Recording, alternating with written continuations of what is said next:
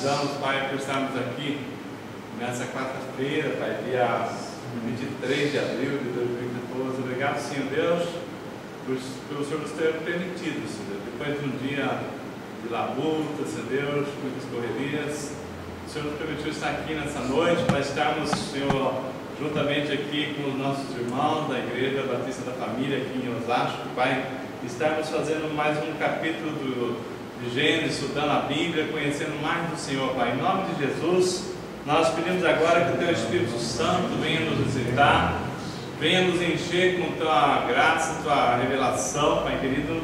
Nós queremos, Senhor, sair daqui acrescido do entendimento da Tua palavra, Pai. Venha nos visitar, falar conosco, Pai. Que essa noite, Senhor Deus, não seja mais uma noite, mas sim mais um dia que o Senhor nos visitou, como o Senhor tem feito sempre. Venha trazer para nós o Teu maná, aquilo que nos alimenta, aquilo que nos dá força. Meu Deus, nós não sabemos nada do dia de amanhã, mas o Senhor que já nos viu no ontem, no hoje e no amanhã, Tu sabes por que o Senhor está preparando aqui as pessoas que estão aqui presentes, aquelas que vão ver esse estudo da palavra através desse vídeo, Senhor Deus. Nós sabemos que o Senhor já viu o amanhã, o Senhor já viu pessoas sendo abençoadas, sendo restauradas e tendo, Senhor Deus, um entendimento da Tua vontade. Assim porque nós sabemos, Pai, que o Senhor é um Deus de propósito. O Senhor tem planos aqui para os Teus filhos da nossa igreja, aqui de Osasco, de Sorocaba. O Senhor sabe de cada um de nós. O Senhor já nos viu antes de nós estarmos nessa igreja. O Senhor já tinha nos visto antes de estar nesse ministério. O Senhor já tinha nos visto e também, Senhor Deus, nós sabemos que o Senhor tem sonhado sonhos, Senhor Deus, de vidas sendo abençoadas através das nossas vidas, aqueles que serão usados pelo Senhor como vaso na mão do oleiro. O Senhor tem transformado cada um de nós e preparado, Senhor Deus, para sermos bênção na vida de outras pessoas, Pai. É para isso que nós queremos, Senhor Deus, que o Senhor nos use, Senhor Deus, para usar as nossas vidas, para abençoar outras vidas. E assim nós temos certeza, Senhor Deus, que o Senhor estará nos visitando a cada dia e nos alegrando com a Tua presença. Nós te agradecemos a oportunidade em nome de Jesus. Amém. Glória a Deus. Nós vamos estar passando aqui mais um estudo da palavra e, como nós demos a introdução já na primeira aula, nós falamos aqui agora vamos falar sobre ainda o princípio da criação, né? Nesse livro de Gênesis nós vamos ver aqui, vamos ver devagar, e esse versículo primeiro que está em Gênesis 1, no princípio criou Deus os céus e a terra. Esse versículo assim, né, nós nunca imaginamos que nós íamos assim, vagar tanto sobre ele, refletir tanto, e aí hoje o Senhor está dando para nós a bênção de estar vendo aqui, através do estudo da palavra. Nós vamos estar passando aqui para vocês o que o Senhor tem para nós. Quando a palavra diz aqui, no princípio criou Deus o céu e a terra, esse princípio não é o primeiro princípio, né? Embora a palavra princípio está ali a origem, o começo de todas as coisas, mas houve um momento antes desse aqui, que a Bíblia retrata lá em João, capítulo 1, fala também do princípio. E esse princípio que a Bíblia fala lá em João 1, ele fala assim, é um princípio que ali estava o homem e Deus. Melhor, estava Jesus, né? Estava o Jesus e Deus. Então, quando nós pegamos a Bíblia no livro de João, capítulo 1, a Bíblia diz assim: no princípio era o Verbo. Vamos ver aqui, que dá melhor entendimento para a leitura. No princípio era o Verbo, e o Verbo estava com Deus, e o Verbo era Deus. E quem que é esse Verbo aqui que a Bíblia está falando?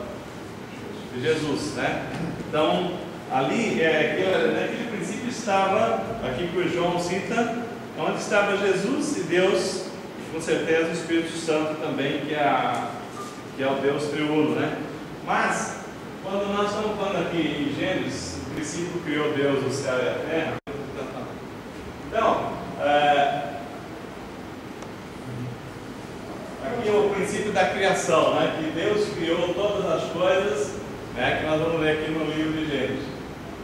Agora, quando a gente fala assim, que Deus criou todas as coisas, há uma teoria, né? Que nós vamos falar aqui hoje, né? que é a teoria do Big Bang, né? Então nós já falamos aqui no culto, não lembro se o pastor Javier e o pastor Aldeiro estavam, né? Nós estávamos falando aqui no culto sobre a questão, o homem, ele tenta tirar Deus da história, né? Então o homem, seu conhecimento, né, ele quer tirar Deus na criação de todas as coisas. A Bíblia diz, no princípio criou Deus o céu e a terra, todas as coisas foram criadas por Deus. Nós vamos ver na sequência nesse estudo de Gênesis. Mas uma coisa muito interessante, né, que quando as pessoas vão para a escola, né, começam a fazer cursos universitários, e a primeira coisa que ele se depara é com a ciência tentando mostrar que Deus não existe, né? E eles trazem assim a teoria do Big Bang, né, que você já deve ter visto falar, né? Que o mundo começou de uma explosão. Então, essa teoria, eles querem banir Deus da história. Então o homem tenta falar o seguinte, que o mundo não precisou de Deus para ser criado. Então que as coisas começou de uma grande explosão. Isso aí é uma coisa, uma situação que a gente vê que por mais que o homem queira tirar Deus, né, da história, da criação de todas as coisas, isso é impossível. Por quê? Nós vamos tentar aqui falar, querendo ou não, no final, todos os homens vão ter que prestar conta para Deus, porque Ele foi quem nos criou os homens, criou todas as coisas, e o homem vai ter que prestar conta para Deus, então, lá no final. Então, o que seria essa teoria do Big Bang? Né? Então, quando a gente fala na teoria do Big Bang, fala-se que tudo surgiu de uma grande explosão. Diz que o mundo começou de uma grande explosão. Então, a ideia é que houve lá havia uma massa, né? Uma massa que compunha aqui de nitrogênio, né? Então essa massa, assim, tinha aqui os elétrons, né? E os átomos dos elétrons muito compactados, e aquilo foi comprimindo, que houve uma grande explosão, e ali começou-se todas as coisas. Bom, quem sou eu para falar que não houve uma grande explosão? Quem somos nós para provar, para falar do contrário? Mas assim, seguindo o princípio que houve uma grande explosão, que então se essa teoria, né, de que o mundo criou-se a partir de uma grande explosão, fica algumas perguntas que a gente busca a resposta e não encontra, né? Por exemplo, imagina até que é uma grande panela de pressão, né, por exemplo ali, e ali as coisas foram compactadas e explodiu, tá? Então, se houve essa grande explosão, isso teria acontecido aí, segundo a história, há 18 bilhões de anos, né? Então criou-se o universo, e esse universo, segundo os cientistas falam, ele continua em expansão até hoje. Nós vemos aqui o seguinte, né? Não vamos nós aqui duvidar que houve uma grande explosão, mas a pergunta que fica é a seguinte: se houve uma grande explosão, quem foi que riscou o fósforo, né? Quem foi que apertou o botão? Quem foi que apertou o gatilho da bomba ou daquilo que explodiu? Então, falou assim, olha, alguém estava lá. Aí, não, ninguém estava lá, foi uma coisa natural. Partindo do princípio que foi uma coisa natural. Então, ali diz se houve uma grande explosão. Como é que se pode, né? Quando se tem uma grande explosão, né, dali surge o quê? Os pedaços, né, estilhaços, todas as coisas.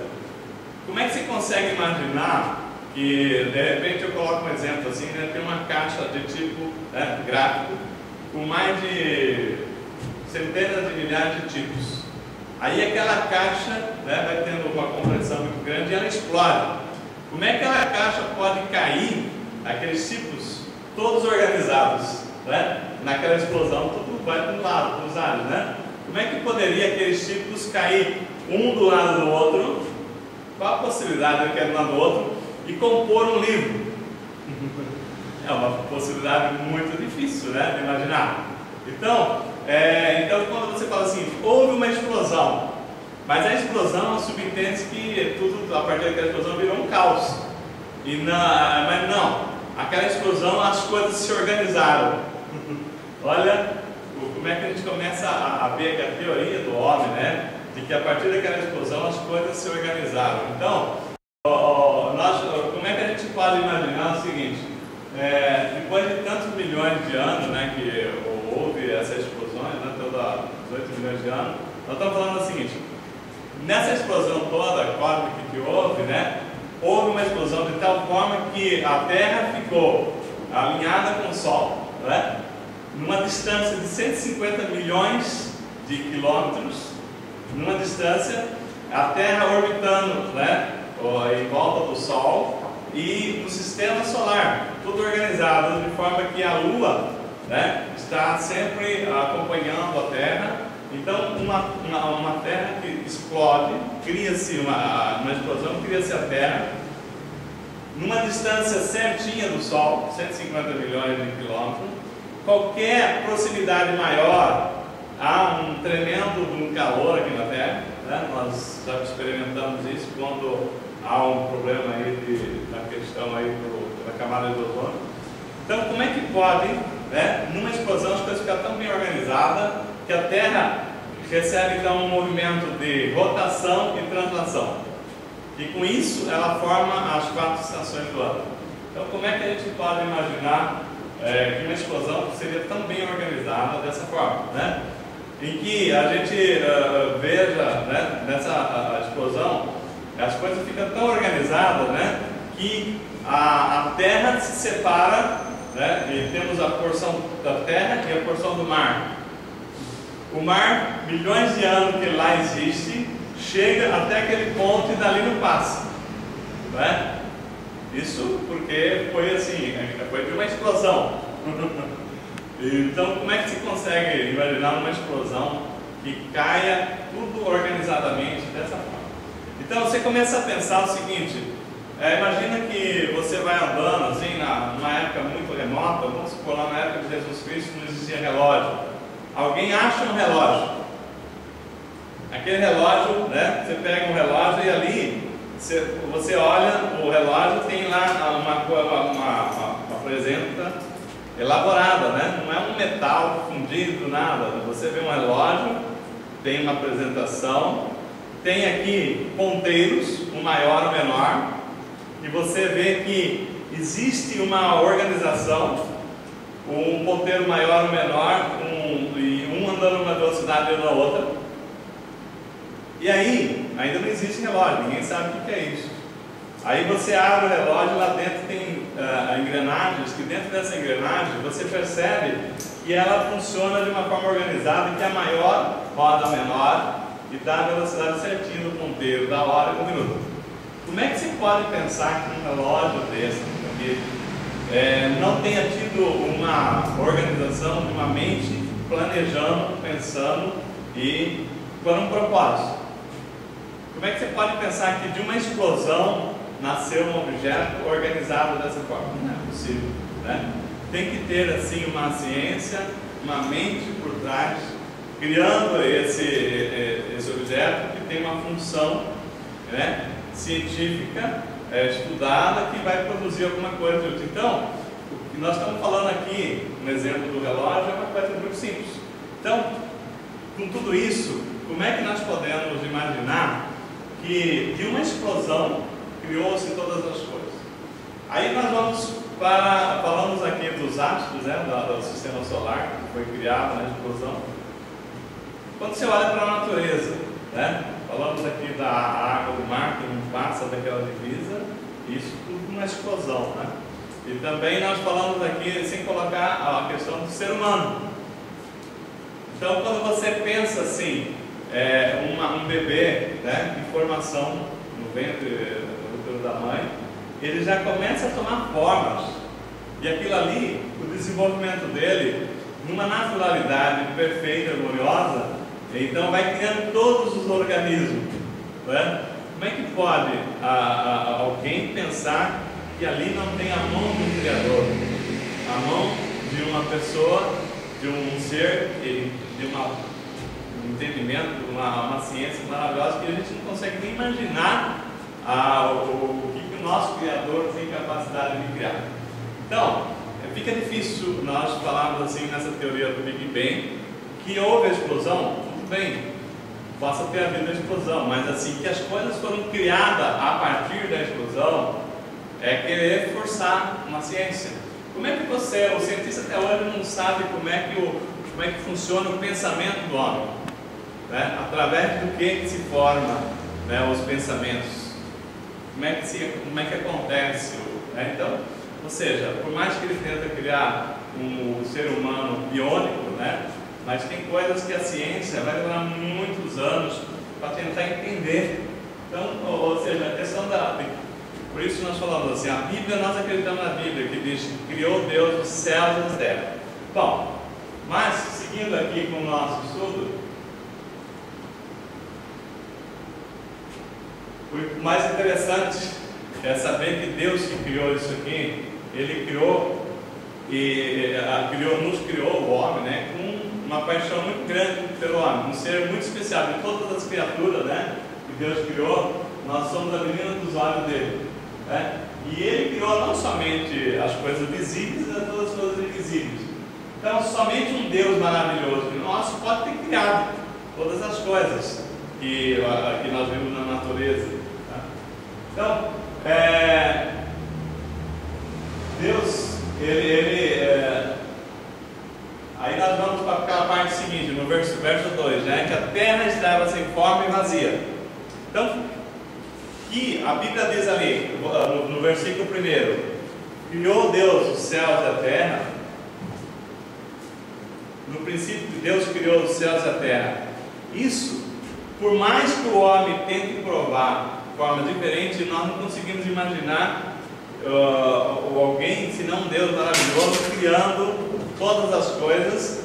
Não temos dúvida nenhuma que Deus é o Criador do céu, da terra. E quando a gente fala assim, criou Deus os céus e a terra, é todo o universo, todas as coisas visíveis e invisíveis que existem no céu e na terra. Aí, no verso 2, a palavra do Senhor diz lá, a terra era sem forma e vazia, e havia trevas sobre a face do abismo, mas o Espírito de Deus pairava sobre a face das águas. Então, esse verso aqui, a terra sem forma. Então, quando a gente fala assim, a terra estava sem forma e vazia, havia trevas sobre a face do abismo, a gente começa a nos mostrar uma semelhança do homem sem Deus. Aí isso a gente vai falar mais para frente. A terra sem forma e vazia, trevas, né? Quando fala assim trevas, Deus cria alguma coisa, alguma obra dessa forma, sem forma, vazio, em trevas. Combina com a natureza de Deus, né?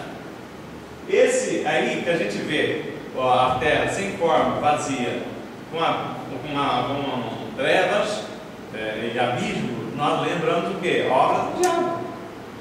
Então, aí a gente está trazendo aqui para o seguinte raciocínio: tudo que Deus faz, Ele faz com muita harmonia.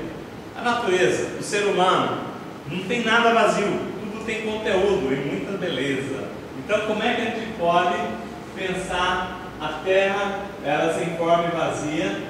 Então, existe alguma coisa aqui que nos leva a gente pensar, né, o que aconteceu nesse verso. E olhando a Bíblia, né, estudando a Bíblia, buscando assim a revelação da palavra, a gente vai buscar um entendimento e vamos entender o seguinte: que ela não era sem forma e vazia, ela tornou-se sem forma e vazia. Então, será que nós vamos forçar o entendimento? Estava escrito aqui, ó, a terra era sem forma e vazia. Como é que agora nós vamos ler? Tornou-se sem forma e vazia. Aonde que nós vamos buscar entendimento para fazer essa leitura? Nós vamos buscar um entendimento de alguns argumentos bíblicos, né? A teoria que se estuda é que houve uma coisa muito grande aqui na terra, né? E isso é rastro do diabo, e a terra tornou-se sem forma e vazia por conta do estrago que Satanás fez na terra quando ele foi expulso do paraíso, quando ele foi expulso do céu. tudo que Deus faz é cheio de vida, né? E a terra, então, ela tornou-se. Como é que nós encontramos isso? Treva e abismo. Quando a gente fala em treva na Bíblia, treva é sinônimo de juízo de Deus. Você vai ver lá, por exemplo, em Êxodo capítulo 10, que quando Deus mandou a praga para o Egito, uma das pragas era trevas, né? Então, qual que é o entendimento de treva na Bíblia? É juízo de Deus. É Deus punindo o homem de alguma coisa. Então, nós vemos lá, Êxodo capítulo 10, Deus manda a praga para a terra, e uma das pragas era trevas. Você também vê lá em Apocalipse, que fala que quando o anjo derramar a quinta taça, será trevas, né? Então a quinta taça que o anjo derramará será trevas. Então nós vamos, a terra, né? Quem estiver aqui, né? Naquela época vai ver o que? O momento de trevas. Então o que é trevas? Juízo de Deus. Então,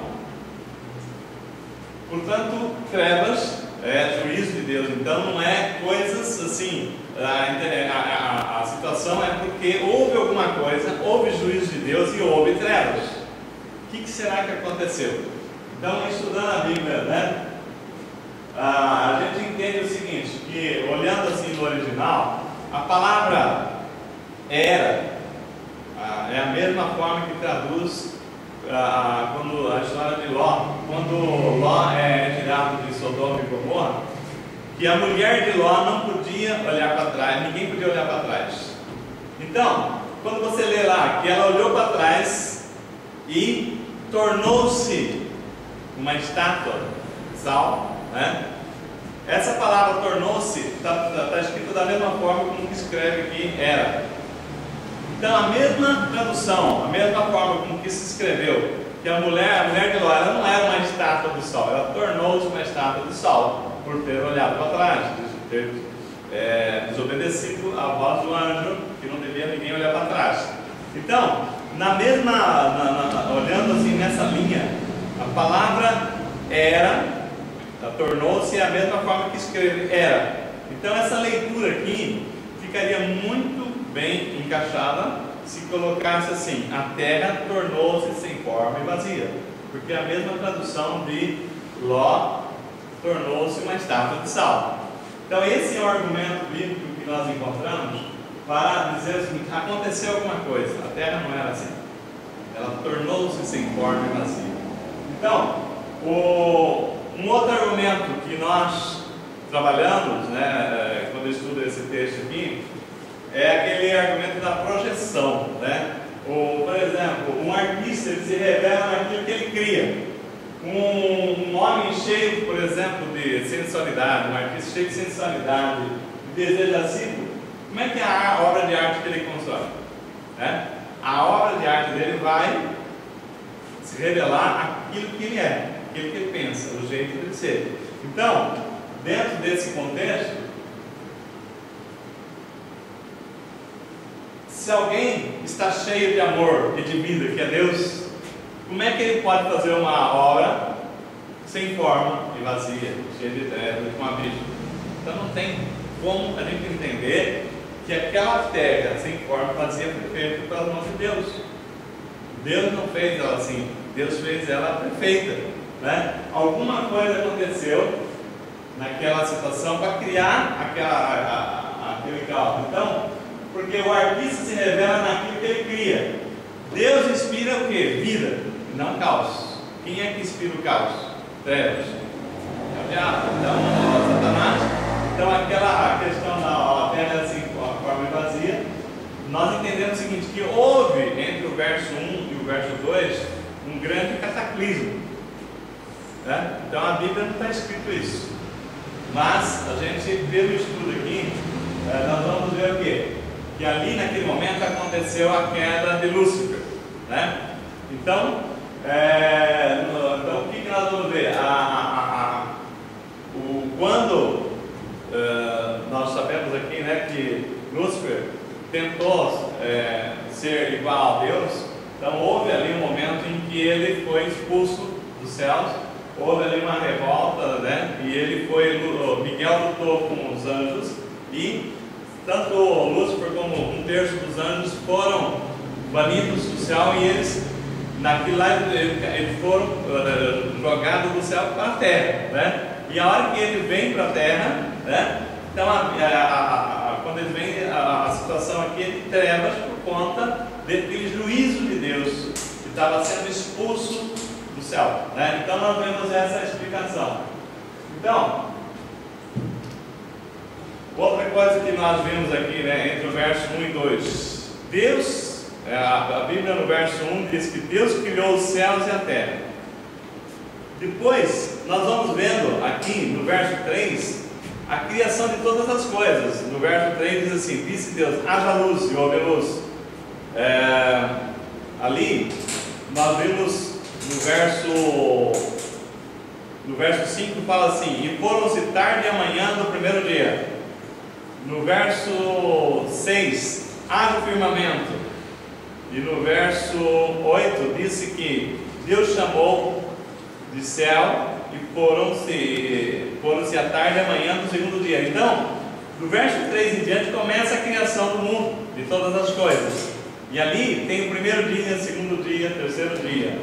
Mas até o verso 2 ainda não tinha começado a criação das coisas. Deus estava criando o quê? Os céus e a terra.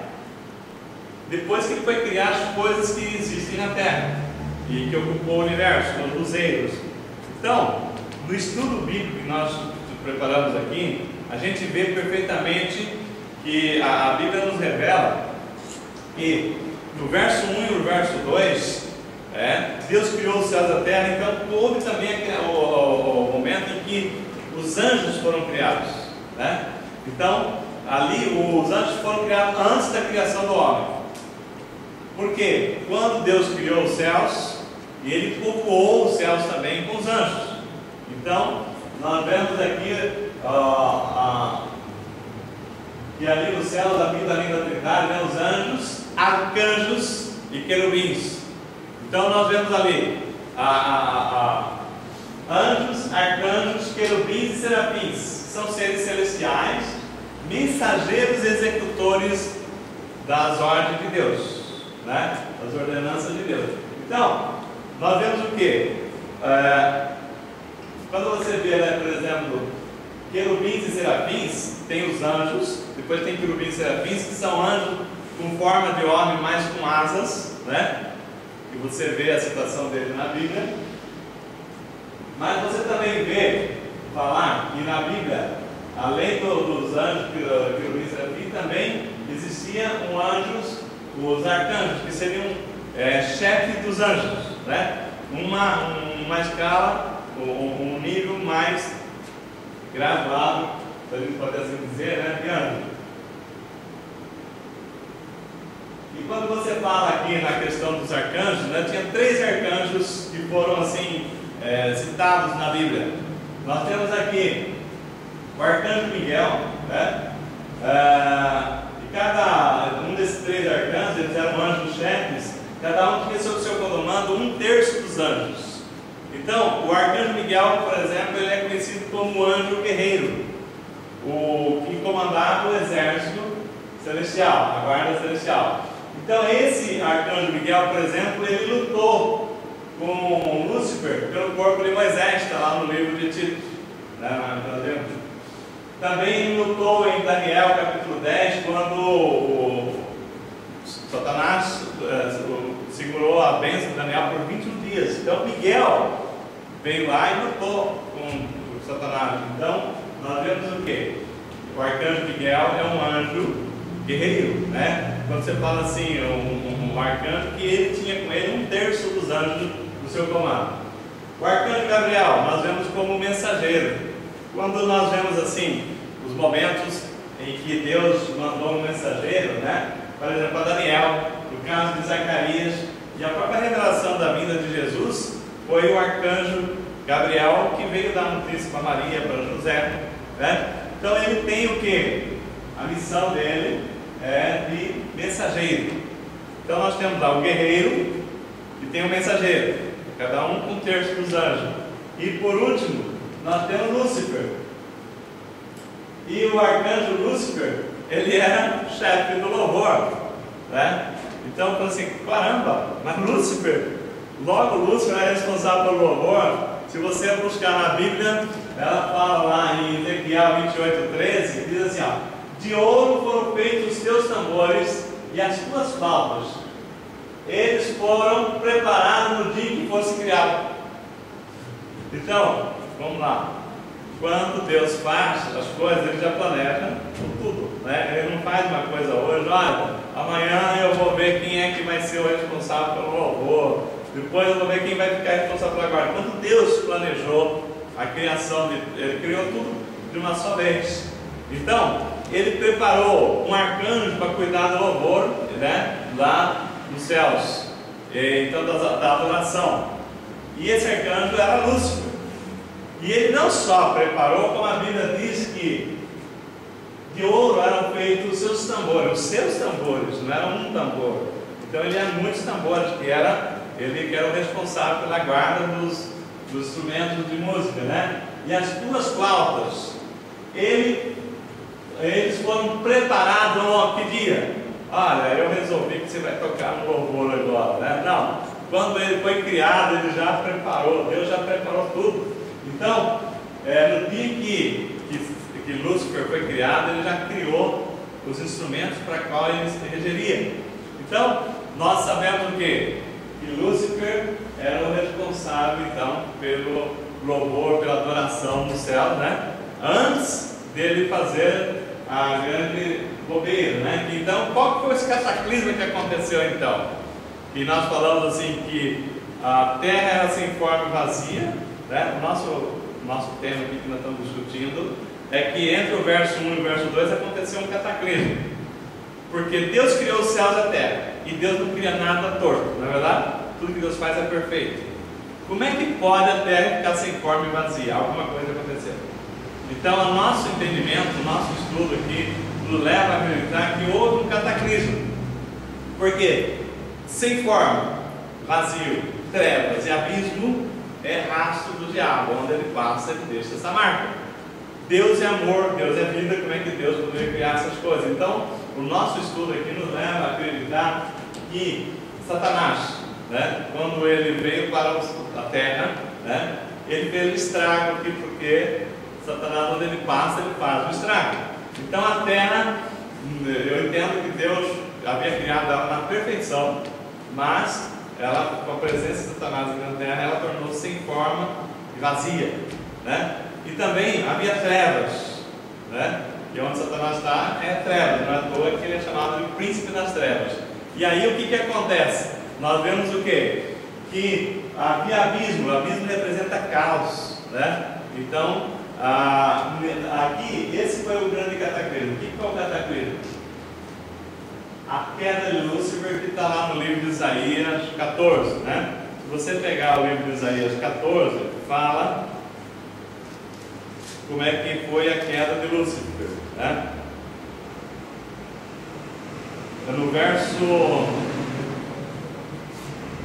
14, vamos ler aqui, ó. No verso 11, Isaías falando: o teu orgulho foi lançado na sepultura junto com o som de tuas harpas. De quem está falando? De Lúcifer, né? A tua cama de bichinhos, a tua coberta de larva. Como caíste do céu, ó estrela da manhã, filha da alva. Então, Lúcifer era chamado de estrela da manhã, filho da alva. Como foste lançado por terra, tu enfraquecias as nações. Tu dizias a ti mesmo: subirei ao céu, elevarei o meu trono acima das estrelas de Deus, e me assentarei no monte da congregação na extremidade do norte. No verso 14: subirei além das nuvens e serei semelhante ao Altíssimo. Foi aí, né, que Satanás caiu. Por quê? Contudo, Deus falou: serás levado ao Sheol, ao mais profundo do abismo, que é o inferno. Então, nisso, porque ele falou assim: eu subirei além das nuvens e serei semelhante ao Altíssimo. Então, ou seja, Satanás, Lúcifer, então, naquela época, tinha a grande intenção de ser semelhante a Deus, de ter o poder de Deus. Então ele queria subir ao topo, né? Ficar na posição de Deus. Então Deus falou assim: negativo, você vai ser levado para o céu, que é o inferno, né? E aí foi lançado no mais profundo do abismo. Então está dizendo aqui na palavra, no verso 14. Então, aqui, né, nesse cataclismo que houve, né, Satanás foi lançado do céu, e junto com ele caiu 1/3 dos anjos. Então, aí que começou toda uma situação, né? Deus havia criado, né, os arcanjos, cada um com a sua missão, cada um chefiando miríades e miríades de anjos. Ninguém sabe o número exato de anjos, mas eram milhões de anjos que estavam lá ao comando de Deus, para a ordenança de Deus, e 1/3 com o arcanjo Miguel, 1/3 com o arcanjo Gabriel e 1/3 com Lúcifer. Nessa história toda nós estamos vendo aqui que Lúcifer caiu, e juntamente com ele caiu 1/3 dos anjos.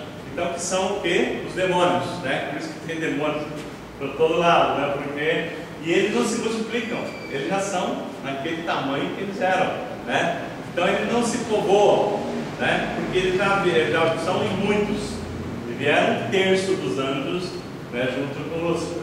Então, mas Lúcifer é um só, ele não se multiplica, ele não reproduz, né? Quem que tem que multiplicar é o homem, né? Ele já tem lá uma dose que já faz muito estrago por aí, né? Bom, então nessa história aqui, Lúcifer então passa a ser chamado de Satanás na Bíblia. Satanás representa o quê? O inimigo da nossa alma. Satanás, então Lúcifer era o nome dele como arcanjo. E aí, como ele se torna inimigo de Deus, Satanás então começa a ser chamado de Satanás, que é inimigo de Deus e da obra de Deus, né? Então ele vem para a terra com 1/3 dos anjos. Então nós vamos começar a entender aí que depois que Deus criou os céus e a terra, né, ela era perfeita. Satanás veio para a terra com seus demônios e tornou ela sem forma, vazia, em trevas e com um grande abismo que representa o caos. Essa é a marca de Satanás aonde ele passa, não é verdade? Então não tem como a gente entender de uma outra forma a Bíblia que não seja dessa forma que nós acabamos de mostrar aqui. Agora, só que a Bíblia diz também, lá no verso Gênesis 1, que a terra era sem forma e vazia, havia trevas sobre a face do abismo, mas o Espírito de Deus pairava sobre a face das águas, né? Então Deus, ele não abandonou a terra, né? O Espírito de Deus estava ali, né? E ali, Deus, no seu plano de tornar a terra, né, o seu como projeto, ali havia trevas, e aonde havia trevas, Deus na sua, como Deus é luz, né, ele construiu ali naquelas trevas um jardim maravilhoso.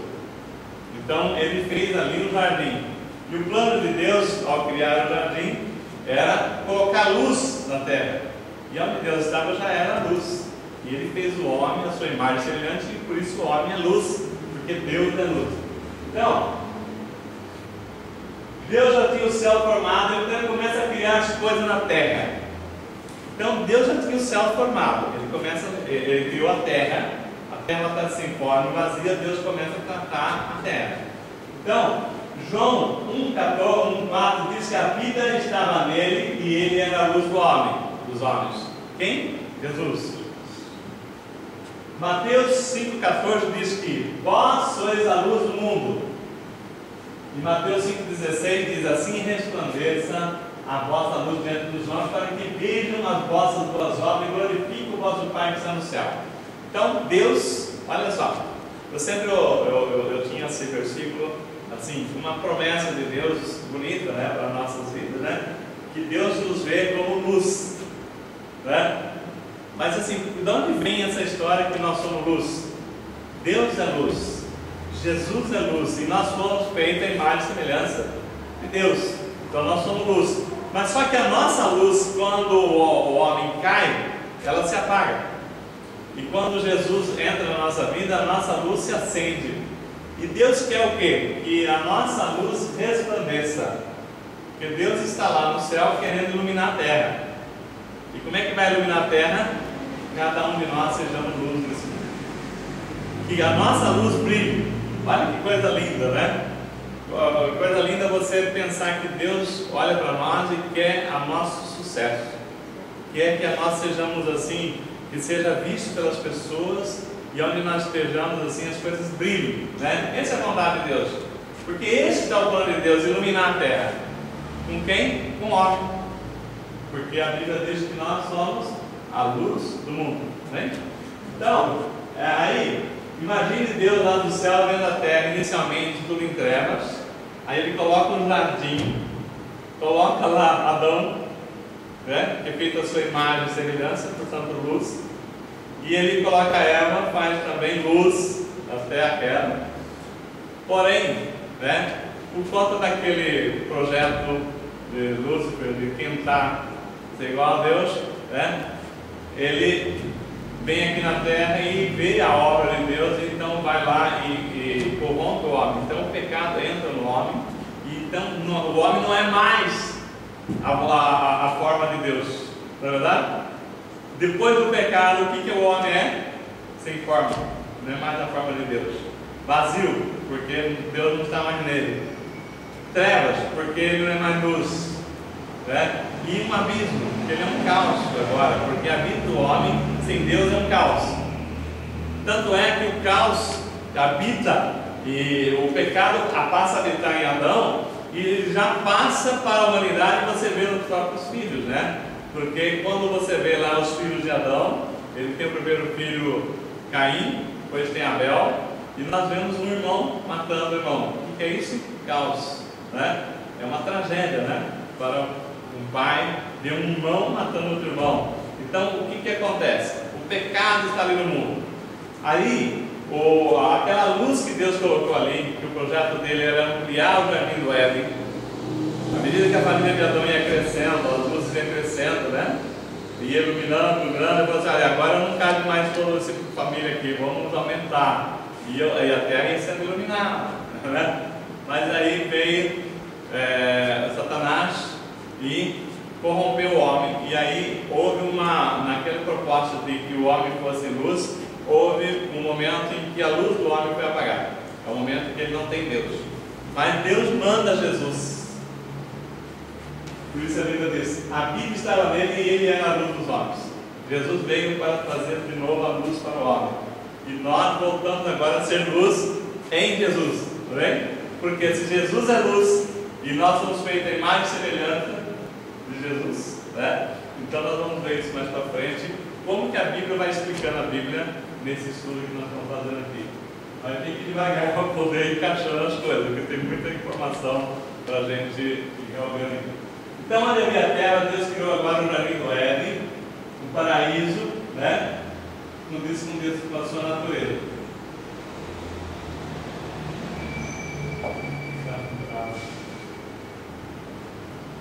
Então, fez o homem a sua semelhança, Deus é a luz, o homem era a luz. Então, os planos de Deus era fazer o homem multiplicar-se, encher a terra, o jardim ia ficar pequeno, Deus ia ampliar, e à medida que crescia as famílias, crescia a luz do mundo, né? Bem? Então, na plenitude dos tempos, manda a luz ao mundo, que é o modelo seu, para que sejamos iguais. Quem? Jesus, né? Para que a gente possa ter uma referência.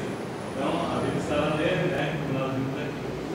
Então, por isso, hoje, né? Se nós somos luz, nós começamos a entender o seguinte, né? Nós somos luz.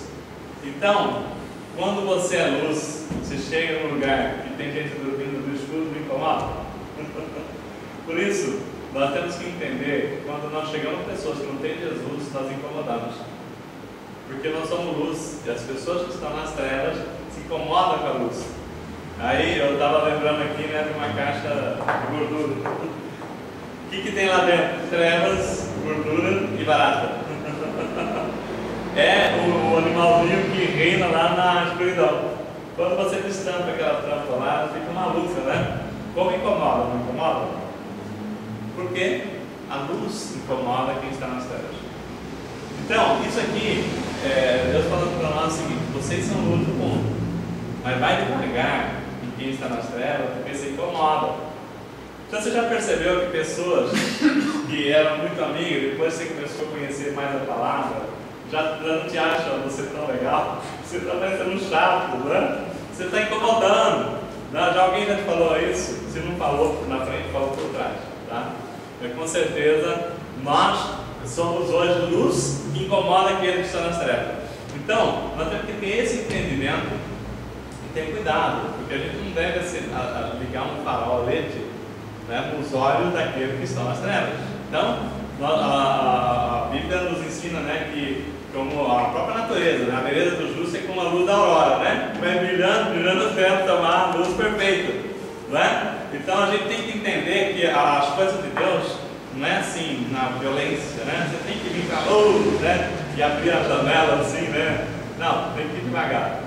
Quem já viajou de madrugada tem essa experiência, vai nascer no dia, né? O farol do cavalo batendo e vai dissipando aquela treva. Você vai ver que é uma coisa bonita no dia lá. Eu já tive essa experiência muitas vezes, que eu muitas vezes fui pescar com o meu cunhado, né? E a gente saía 3, 4 horas da manhã. E vai escuro, escuro, escuro, escuro. Quando dava 5 horas, 5 e meia, né? Começava a aparecer. Né? Então, e lá em Manaus, no amigo do pescaria também, a gente presenciou isso aqui. Então, nós somos luz do mundo, mas então,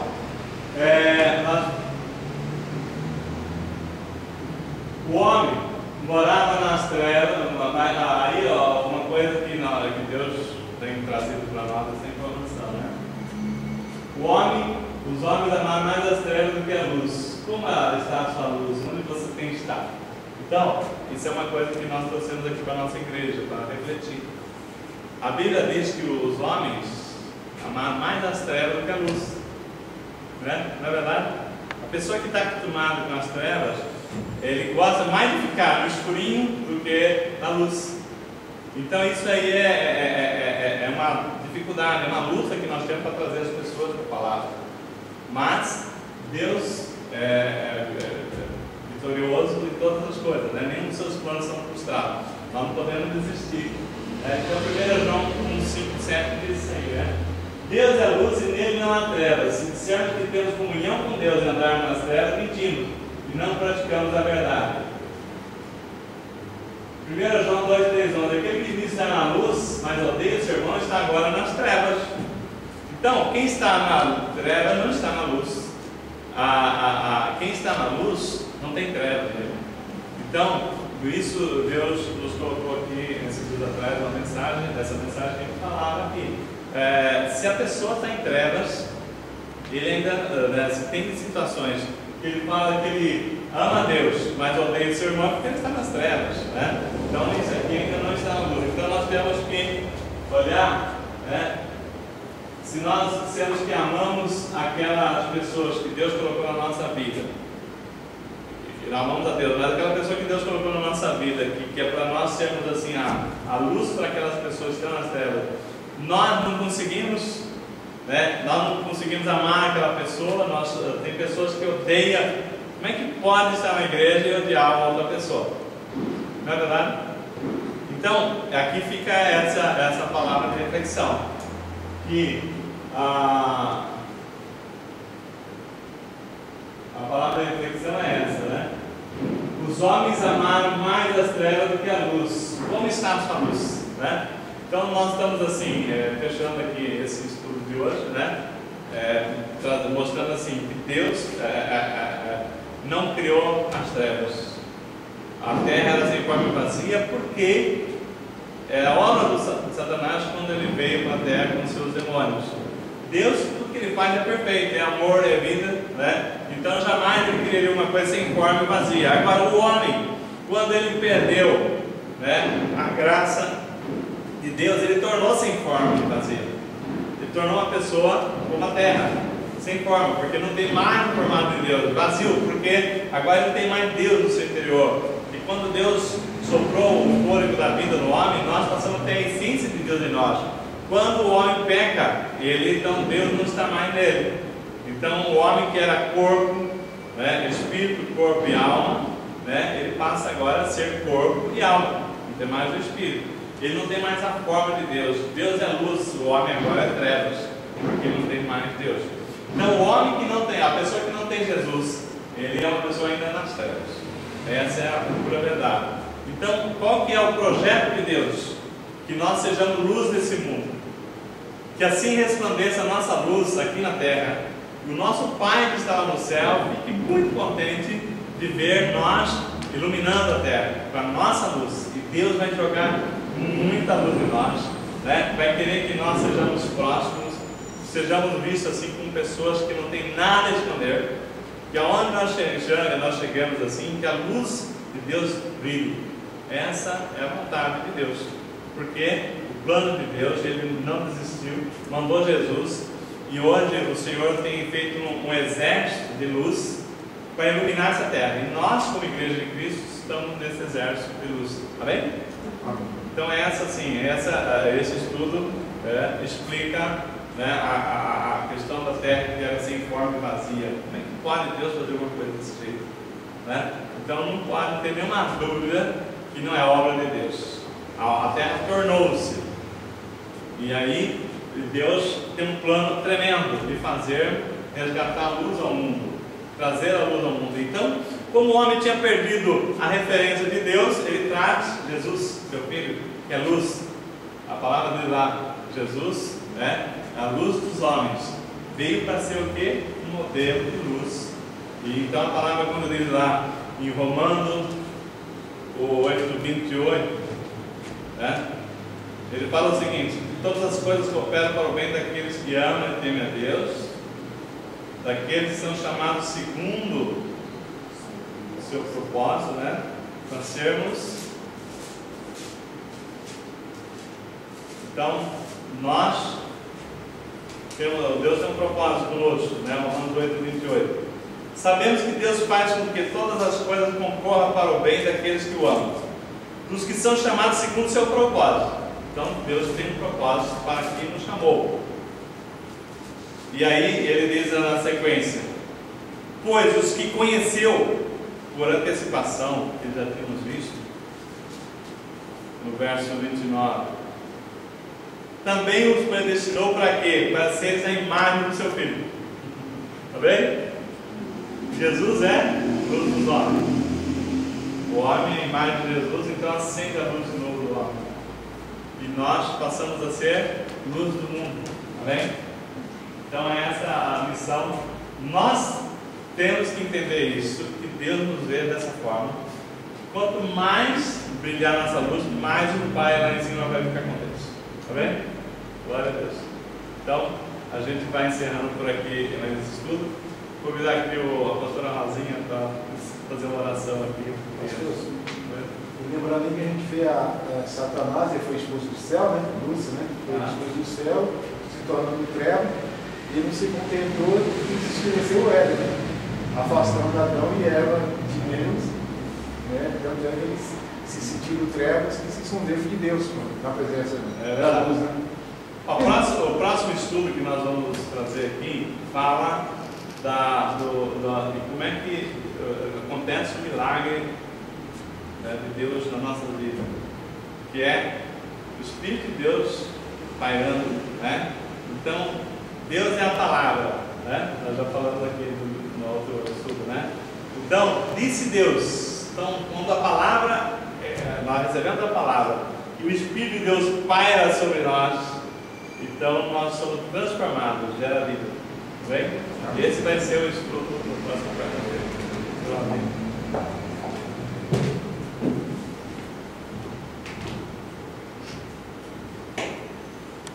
Pai, em nome de Jesus, nós queremos te agradecer, Senhor, por mais essa quarta-feira, por mais esse estudo bíblico, Senhor.